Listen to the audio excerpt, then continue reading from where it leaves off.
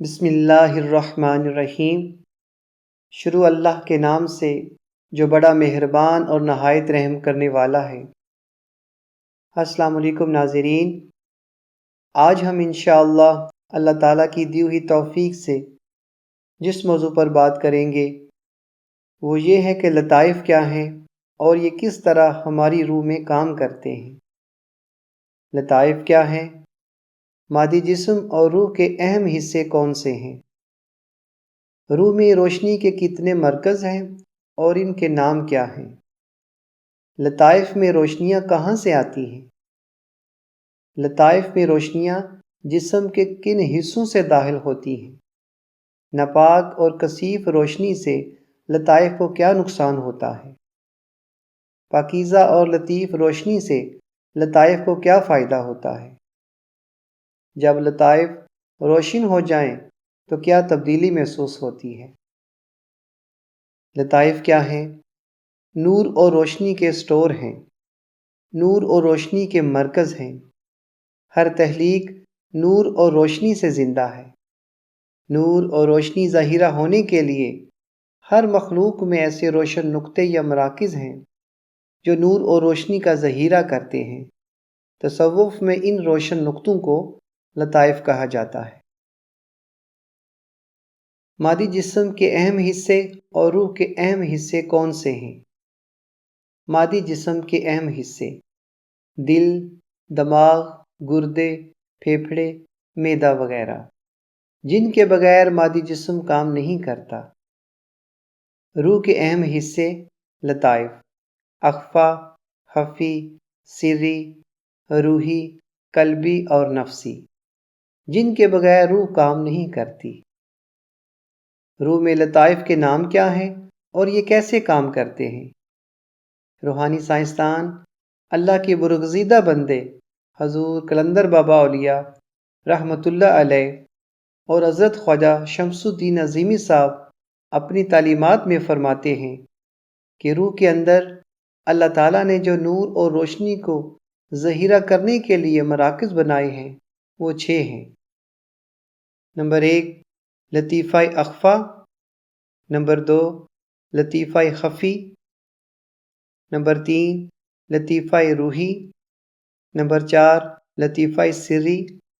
Number 5، لطیفہ قلبی۔ Number 6، لطیفہ نفسی۔ لطائف: ہر تخلیق نور اور روشنی سے زندہ ہے۔ نور اور روشنی ظاہرہ ہونے کے لیے ہر مخلوق میں ایسا روشن نقطے یا مراکز ہیں جو نور اور روشنی کا ظہیرہ کرتے ہیں۔ تصوف میں ان روشن نقطوں کو لطائف کہا جاتا ہے۔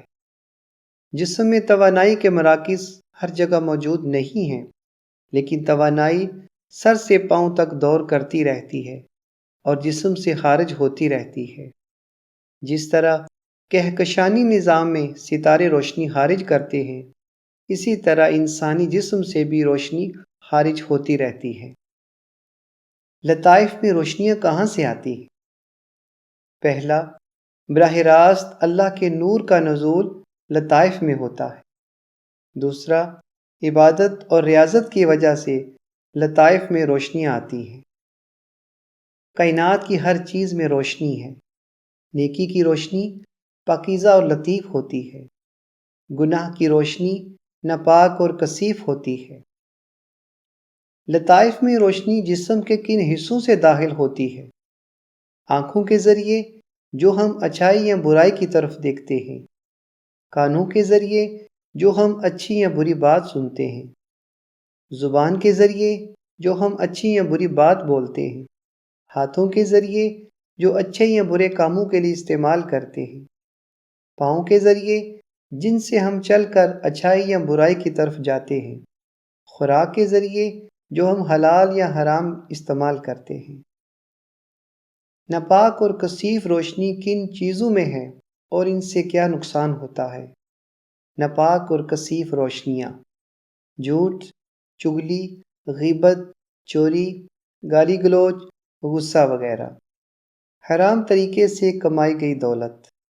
غرض یہ کہ ہر چیز اور ہر وہ کام جو ناجائز طریقے سے کیا گیا ہو، اس کی ناپاک اور کثیف روشنیاں لطائف میں داخل ہوتی ہیں، اس سے غلاظت والی روشنیاں ان کو گندا کر دیتی ہیں، جس کی وجہ سے ان میں اللہ کا پاکیزہ نور آنا کم ہو جاتا ہے اور پھر روح بے سکون اور پریشان ہو جاتی ہے۔ پاکیزہ اور لطیف روشنیاں: سچائی، اللہ کا ذکر، نماز، روزہ، نوافل، صدقہ و خیرات، نیکی کے ہر کام۔ ان کی پاکیزہ اور لطیف روشنیوں سے لطائف روشن اور منور ہو جاتے ہیں، جس کی وجہ سے روح کا رابطہ اپنے اللہ رب العزت سے بحال ہو جاتا ہے اور وہ پرسکون ہو جاتی ہے۔ الحمدللہ، آج ہم نے اس بات پر غور و فکر کیا کہ روح میں لطائف کیا ہیں اور یہ کیسے کام کرتے ہیں، مادی جسم کے اہم حصے کون سے ہیں اور روح کے اہم حصے کون سے ہیں جن کی وجہ سے یہ دونوں جسم کام کرتے ہیں۔ لطائف میں براہ راست اللہ کا نور نزول کرتا ہے۔ جب لطائف میں ہم گناہوں کی ناپاک اور کثیف روشنیاں داخل کرتے ہیں تو اس نور کے نزول میں رکاوٹ پیدا ہو جاتی ہے، جس کی وجہ سے روح پریشان اور بے سکون ہو جاتی ہے۔ بعض اہل تصوف نے لطائف کی تعداد 6، 7 یا 8 بتائی ہے، اللہ تعالیٰ بہتر جانتے ہیں، لیکن تمام لطائف کا کام ایک ہی ہے کہ روشنیوں کو محفوظ کرنا۔ جو لوگ اللہ کے ذکر سے، اللہ کی عبادت سے اپنے لطائف کو روشن کر لیتے ہیں، ان کی زندگی پرسکون ہو جاتی ہے۔ وہ اس دنیا میں رہ کر بھی اپنے مالک کے جلووں میں گم رہتے ہیں۔ نور کی ان پاکیزہ روشنیوں سے اللہ والوں کے جسم بہت ہلکے اور لطیف ہوتے ہیں۔ آہستہ آہستہ وہ خود روشنی بن جاتے ہیں۔ اللہ تعالی ہم سب کے حامی و ناصر ہوں۔